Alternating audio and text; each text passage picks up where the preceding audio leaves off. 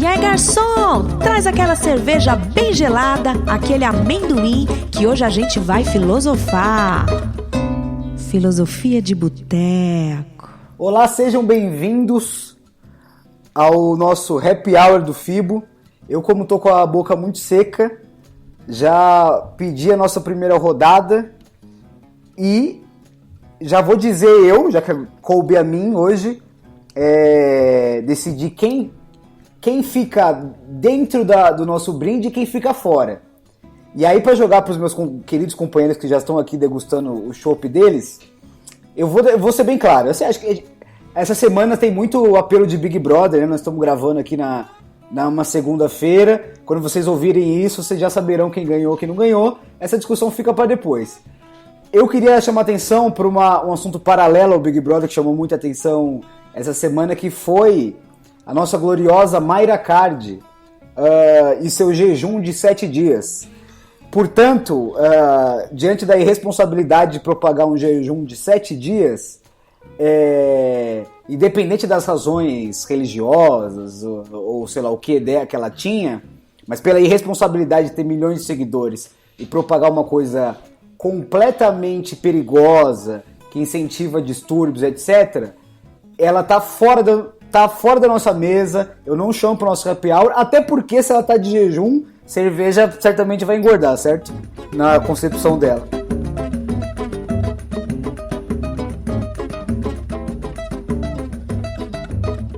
Filosofia de boteco. Por outro lado, para fazer o contraponto na mesma área e aí jogar para vocês, para ver o que vocês acham, qual é a percepção de vocês dessa história, eu acho que eu chamaria, tenho certeza que eu chamaria, seria ótimo, Paola Carosella para tomar um choppzinho comigo. Talvez até um Fernet, porque já afinal é Argentina, né, e tal, porque além dela fazer uma militância positiva nessa área de alimentos, propagar bom, o Zé sabe melhor disso do que eu, uma alimentação mais saudável, com alimentos com ingredientes de verdade, entre aspas, de verdade sem quer dizer orgânico, sei lá, enfim.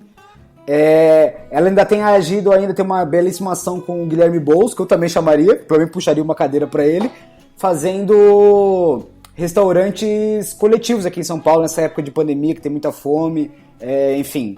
Então, assim, sai Mayra Card, vai repensar o seu jejum irresponsável, vem a Paola Carosella para discutir com a gente coisas mesmo, boas caramba, no bar, não é isso, não, Zé? Que mesa de responsa que a gente tem hoje, hein? Só pra entender que eu olhei só por cima, esse jejum da Mayra Card é sem líquidos também?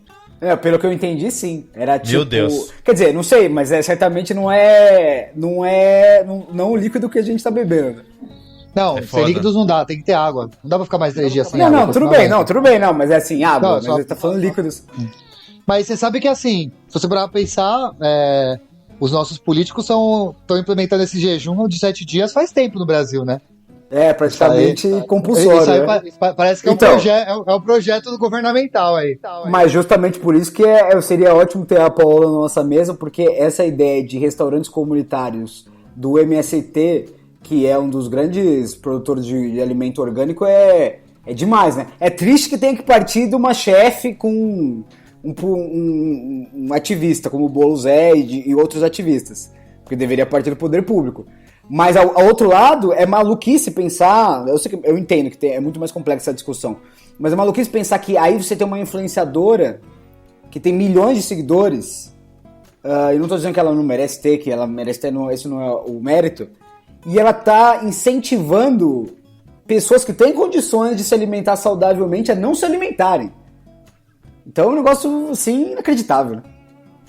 É um absurdo. E achei que a pessoa quem você não convida e quem você convida contradiz num ponto que é essencial e que é foda, né? Você propagar uma dieta aí de 7 dias e tal, por uma questão de estética, sendo que o censo agora, que saiu uma pesquisa recentemente, 19 milhões de brasileiros passam fome hoje no nosso país. Não, exatamente. Acho que tem uma questão, além da questão da fome, que acho que é brutal, eu vi muita gente repercutindo por causa do rolê de distúrbio, né? Sim. Muita gente ficando assim, como posso dizer, angustiado porque fica pensando assim, pô, tô tentando fazer uma dieta e não consigo, a mina consegue ficar 7 dias sem comer e olha o corpo dela, entendeu? E esse é o tipo de coisa. Inclusive a Paola Carosella viralizou com um tweet falando assim, olha, não siga os influencers, não acredite que a vida é tão fácil assim. Isso foi antes dessa história da Maria Card, mas coube muito bem, né? Eu achei legal porque você trouxe começou falando do BBB, porque o BBB também tá envolvido na minha reflexão do dia. Ah, então manda bala.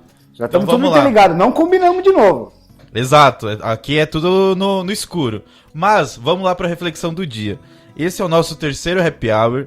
É a terceira vez que a gente traz o assunto BBB. E eu espero que seja a última por um longo tempo, até porque vai acabar agora. Já acabou quando sair esse episódio. Mas, a reflexão que eu trouxe é o seguinte.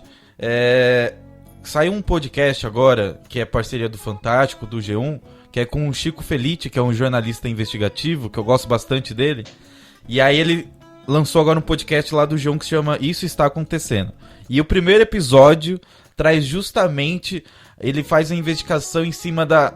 Vou dizer assim, uma quadrilha, mas é uma quadrilha do bem, entre aspas, de realities. E aí ele foi pesquisar a fundo como funciona esquemas de votação para você favorecer um brother e eliminar outro, né? Então, ele diz que existem uns esquemas de grupo de WhatsApp, Telegram, lotados de pessoas. São milhares de mensagens por dia. E aí as pessoas... cara, tem gente que passa 12 horas por dia com o celular na mão votando. Então, ele trouxe uma reflexão que é muito legal e eu queria trazer aqui pra gente também, que é o seguinte... desde quando ele fez essa reportagem, ele disse que só na edição de 2021 do Big Brother Brasil já tinham contabilizado de todos os paredões 3 bilhões de votos. Jesus Cristo. E aí ele falou assim, isso é 10 vezes a mais superior do que as eleições presidenciais. Então eu fui atrás das eleições de 2018, não essa da última agora, de 2020, porque os dados são nacionais, né, de 2018, porque as pessoas votam em tese para os mesmos candidatos. E foram 104 milhões de votos, sendo que isso é metade da população brasileira e teve 22% de abstenções. Tipo, 30 milhões de pessoas não foram votar. E aí a reflexão que fica é o seguinte... Como é que existe um movimento, a união das pessoas, para que outras terceiras ganhem um programa para levar R$1,5 milhão de reais embora, e na hora da gente fazer, entre aspas, o papel de cidadão, que é uma coisa que é obrigação nossa, o pessoal não tá nem aí, entendeu? Então é um negócio que, se você for parar para pensar... Cara, o que falta de incentivo para as pessoas em anos eleitorais fazerem o seu papel e se comunicarem, montarem grupo no WhatsApp, incentivando os outros a fazerem o que tem que ser feito, que é a votação? Quer começar, Zico? Então, é muito louco isso, né?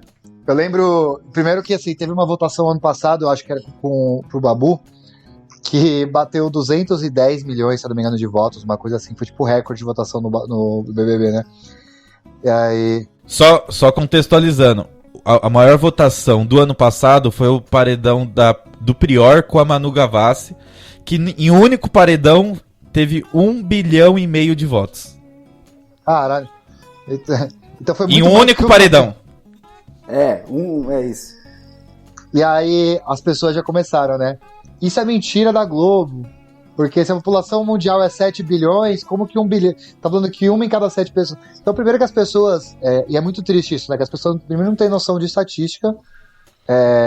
E é triste como a nossa educação falha nessa questão, né? Porque, assim, primeiro que a pessoa pode votar quantas vezes quiser. E tinha gente que ficou milhões de horas votando lá, como todos os BBBs. E não tô criticando quem ficou votando, né? Mas é muito louco como a gente se importa tanto com o que acontece no BBB e às vezes não se importa com as pessoas que são próximas da gente, né? Então, ou com o que as pessoas que não estão próximas da gente deveriam se importar com a gente, que é o caso dos nossos excelentíssimos representantes aí no governo, na presidência, na prefeitura e tudo mais. E eu fico muito mal quando eu penso nisso, né? Eu tinha pensado nisso o ano passado, tipo, pô, por que as pessoas estão tão empenhadas no Big Brother, mas a galera não se empenha nas eleições? E assim, a resposta é minimamente aceitável, aceitável não, mas é minimamente esperada, né? A situação tá tão foda, tá tão fodida que a gente olha e fala assim, mano, eu vou ficar aqui no meu Big Brother mesmo me alienando, né? Fazendo uma coisa que teoricamente não vai me dar notícia sobre o mundo real lá fora, porque eu não quero ficar sabendo que a gente tá no meio de uma pandemia e a gente não tem vacina, tá ligado? Não quero ficar sabendo que a família Bolsonaro tá roubando todo mundo pra caralho, enfim, que a gente tem um presidente genocida. Então, eu não julgo na real as pessoas, né? Mas eu fico muito triste que isso acontece, porque a gente sabe que o ano que vem tem eleição de novo e minimamente eu não vejo cenários melhores para o que tá acontecendo, sabe? Bom, eu acho assim, é uma questão complexa, né, no sentido de, assim, o que falta, eu acho que é desde sempre a noção de politização, que a gente não tem desde que a gente sai da escola, entendeu? A gente vai, meio que é julgado, assim, do tipo, 16 anos você pode votar e foda-se. Então é uma questão complexa, mas olhando para esse lado, assim, eu acho que é complexo, acho que muita gente não tem interesse, entre aspas, porque querem que não tenham interesse, mas aí a gente passaria muito tempo, inclusive a gente pode até fazer um episódio só sobre isso, despolitização, organização e tal, mas uma coisa é fato, algumas pessoas, principalmente nossa bolha, etc., despendem muito tempo, e eu não vou só jogar no BBB, porque às vezes alguém tá ouvindo e falando assim, pô, o cara não pode, que nem o Zico falou, o cara não pode ter um lazer, né, velho, ficar aqui no BBB e tal, mas me choca, porque esses dias mesmo, eu não acompanhei BBB por questões esse ano, eu acompanhei ano passado excepcionalmente, porque foi, né, uma coisa, esse ano não, porque também tava muito puxado no começo, eu preferi não acompanhar, mas eu vi o Emicida falando essa semana no Twitter, assim, tem um paredão aí, quando a gente bateu 400 mil mortos, você tem um paredão que o pessoal não tá prestando atenção aí. E assim, eu entendo que alguém sempre pode dizer assim, porra, a gente não pode ficar uma hora aqui pensando no Gil, na Juliette e esquecer do mundo. Pode. O problema é que tem coisas que são muito, muito urgentes, né, que a gente tá passando. E aí, pra falar que não é só culpa do BBB, uma coisa que me choca muito também, tem me chocado muito nesses últimos meses, inclusive o técnico do Santos pediu demissão por isso. As torcidas de futebol, e não só no Brasil, no mundo inteiro, mas as torcidas de futebol aqui passam horas, viraram uma espécie de milícia digital, que nem os bolsonaristas, de alguma forma, isso de todos os times. Passam horas acossando jornalistas por críticas, passam horas perseguindo jogadores no Twitter. E o técnico do Santos eu citei porque os caras, por causa de uma derrota, num jogo que não valia nada, foram num apartamento do cara em Santos, no meio de uma pandemia, soltar rojão à noite.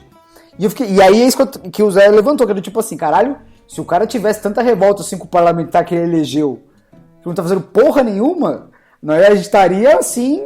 Bom, primeiro que aí essa hora, já diria o próprio Emicida, como eu citei, o Planalto tava em chamas agora, né? Sim. Porque é isso, cara. Eu entendo a necessidade de alienação. Eu compro a gasolina, se precisar. Não. Então, eu entendo que é muito mais assim, leve, que a discussão fica melhor, que a discussão é mais saudável, mas assim, eu acho que a disparidade é preocupante, que é você só se preocupar com uma coisa, e aí falando exatamente no BBB, tem umas coisas de maluco que eu vejo assim no Twitter, que é tipo assim, não sei como posso dizer isso, assim, as torcidas brigando entre si. E eu fico pensando, gente, o país tá derretendo, velho. E assim, não, sabe, uma coisa é assim, uma disputa saudável entre reality shows, mas pessoas falando assim, não, porque essa torcida da Juliette aqui é não sei o quê, a torcida de não sei quem, eu falei, gente do céu, isso aqui era pra ser entretenimento também, né? Assim como o futebol era pra ser entretenimento também, né?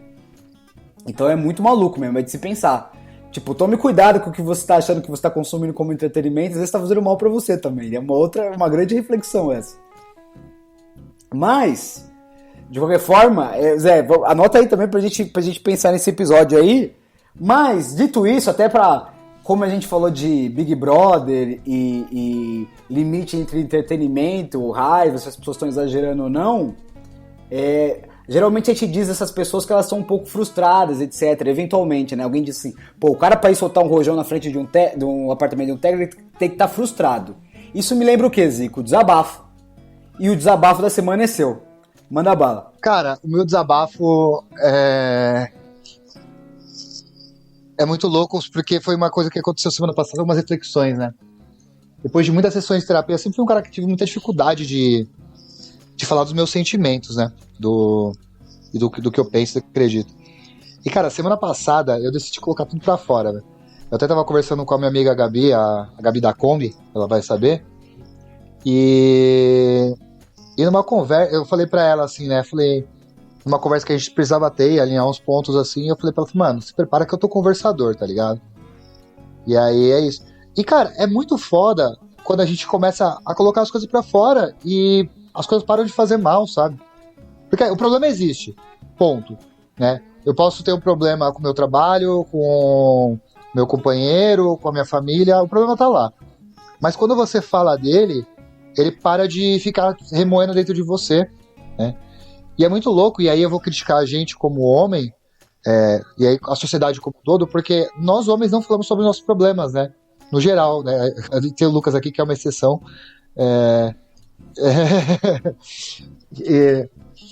Não, é um elogio pra caralho, velho. Você sabe que é porque eu já falei isso várias vezes. Eu admiro muito a sua capacidade de falar quando você tá mal, velho, né? E eu vejo isso no meu ciclo de amizades o tempo inteiro, sabe? E eu me coloco nisso, né? Eu tava conversando com essa Gabi e eu falei pra ela, meu, o Zico de 2, 3 anos atrás não conseguiria estar tendo essa conversa que a gente tá tendo hoje, sabe? Então, o desabafo que eu tenho é, cara, por que eu não fiz isso antes, tá ligado? Ou por que não comecei a terapia antes pra falar sobre essas coisas? E o quão bom é colocar as coisas pra fora, sabe? Não ter que ficar carregando porque você já tem que resolver o problema. Agora, além de resolver o problema, você tem que ficar segurando ele sozinho, sabe? Às vezes a solução pode vir da pessoa que você vai compartilhar, sabe? Então, é isso. Façam terapia, né? E você que é homem e tem problemas pra resolver, principalmente se envolver outras mulheres, vai lá e chega na pessoa e conversa. Fala, mano, vamos resolver esse BO? Que é isso, sabe? Eu achei um desabafo, o seu desabafo é sobre o ato de desabafar. Eu gostei. Como que é metafísico? É metafísico, né? É um meta-desabafo. Não, cara, eu acho, não sei o que o Zé acha, mas assim, mas que até tirando da terapia, e eu digo isso sempre, tento dizer, né, e tento lembrar também, que é isso.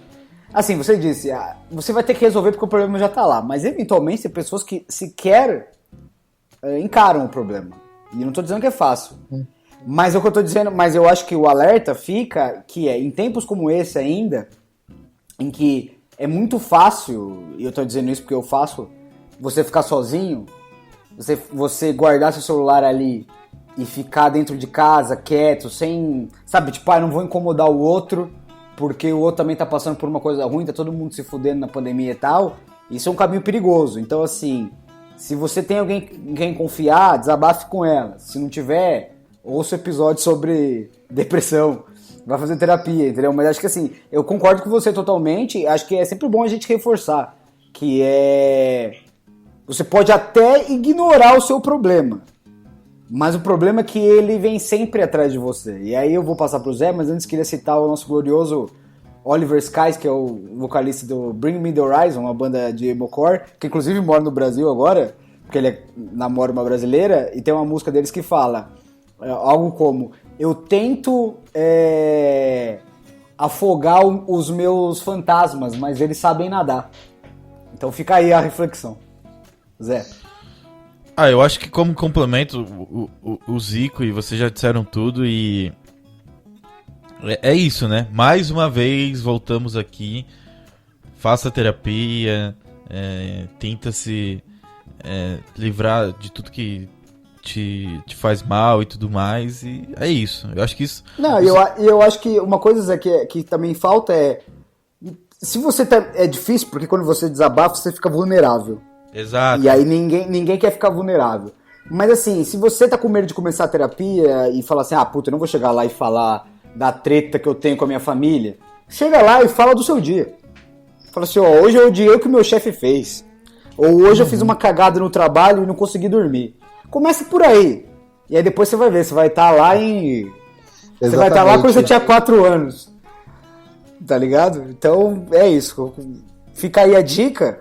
E já, Zico, que você até comentou com a gente, você ainda estava impactado pelo nosso último episódio, eu deixo você começar a nossa ressaca Conte-nos. Cara, o que ficou de resquício ali? Cara, eu acho que foi o episódio mais pesado que a gente já teve, de longe. Um dos mais importantes em questão de reflexão, porque é uma reflexão que não tá no dia a dia, né? Quando a gente falar de depressão, ainda é um assunto que é minimamente discutido. Quando a gente falar de assuntos urgentes, eles são discutidos. Mas quando a gente falar sobre liberdade, do jeito que a gente discutiu no último episódio, isso não é discutido de nenhuma forma. Então, assim, tem uma Gabi, amiga nossa, né? A Gabi lá do banco, lá do Laranjinha. Ela falou, mano, que episódio... Ela viu liberdade, ela falou assim... Eu comecei a ouvir o episódio achando que ia falar, tipo, de liberdade no relacionamento, ou achando que ia falar de liberdade na pandemia, e de repente tomei um tapa na cara, assim, sabe? E aí, cara, teve uma outra Gabi que mandou uma mensagem, ela mandou uma mensagem pra mim esse final de semana, e eu fiquei muito em choque com isso, né? A Gabi da Estrela no Rosto, ela vai saber que é ela. Ela mandou assim, não sei se vocês sabem disso, mas com 1,15% da riqueza global, a gente conseguiria cumprir todas as 17 ODS até 2030. E só para quem não sabe, as ODS são os Objetivos de Desenvolvimento Social Sustentável da ONU, né?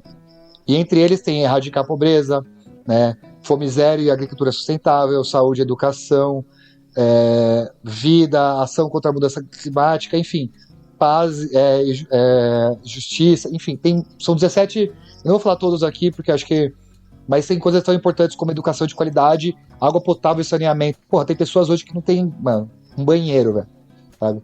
A pessoa não tem o mínimo do mínimo, que a pessoa não conseguir, mano, não ter onde cagar, velho. Olha essa coisa vergonhosa, sabe? E a gente não tá falando de 30% da renda de alguém. A gente tá falando de 1%, tá ligado? 1%, cara, é muito pouco, né? Porque 1% pra pessoa ganhar R$100 é R$1, pra pessoa ganhar R$1.000 é 10. E a gente gasta esse 1% com coisas que são tão mais supérfluas, e a gente tá falando de 1% que poderia mudar o mundo. Então, isso me bateu muito. E pra mim, acho que é a maior ressaca desse episódio. Eu acho que só como complemento, se você ouviu o episódio anterior, e acho que a gente só falou depois nos bastidores, acabou não saindo do episódio, que o Emerson até comentou, putz, um dia a gente dava pra gravar um episódio só pra falar de como a gente é tratado lá dentro em questão até de alimentação. E tem um episódio de um podcast que eu escuto bastante, que é o Joio e o Trigo, que se chama Prato Cheio, e eles lançaram recentemente um episódio só pra falar da alimentação em prisões. E, cara, é aí que você vai... Se você chocou com o nosso episódio, se prepare que esse daí vai te deixar mais chocado ainda. Recomendo que você escute. A minha ressaca, e esse é ótimo essa recomendação do Zé, acho que a gente até falou um pouco, que ele comentou sobre como era difícil comer lá. Sim. Mas a minha ressaca ficou, porque eu sou um cara que, apesar de ultimamente não ter conseguido assistir muitos filmes, mas eu sou um cara que é assíduo consumidor de obras que tem sistema prisional. E eu sempre assistia o sistema prisional, aquela história, né? De violência, coisa de gangue, etc, etc. Mas uma vez eu vi um filme espanhol, que eu esqueci o nome, me fugiu aqui, nem vou procurar pra não ter, mas depois eu passo. Que aí eu me lembro de ter visto no Filmou, que é uma rede social, pra ver se era bom ou não o filme. E aí o único comentário do cara era: esse filme é pra quem diz que direitos humanos é um detalhe. E basicamente o filme era isso. Entrava um cara razoavelmente, assim... que tinha um problema e ele saía com 100. Saía totalmente degenerado, porque a prisão na Espanha era sem condições. E aí, esse final de semana, eu comecei a ver uma série que tem algumas coisas ambientadas na prisão, e basicamente isso. O cara comete um erro, faz uma cagada lá, acaba na prisão e não sai nada de bom dali. E aí, na hora que eu tava assistindo isso, eu pensei, caralho, é bem uma coisa que o Emerson falou, que é do tipo assim, o que vai sair dali, velho? O ambiente daquele. Como que isso vai melhorar no quê? Então eu acho que nesse sentido também ficou pra minha ressaca. Eu acho que vai ficar sempre. Eu acho que tem que ficar sempre pra gente. Sempre que a gente pensar naquele negócio assim, nossa, esse maluco devia ser preso e esquecer a chave lá dentro. A não ser que não seja nosso glorioso ex-ministro Eduardo Pazuello, o resto, ou afins, o resto eu acho que a gente devia pensar mesmo. Porque a gente tá condicionado a pensar, prisão neles, mas assim, vai adiantar? Não sei. Mas enfim, vamos pedir outra rodada... E conversar em off. Vocês ficam com o próximo episódio na semana que vem. Sabe Deus qual será o tema.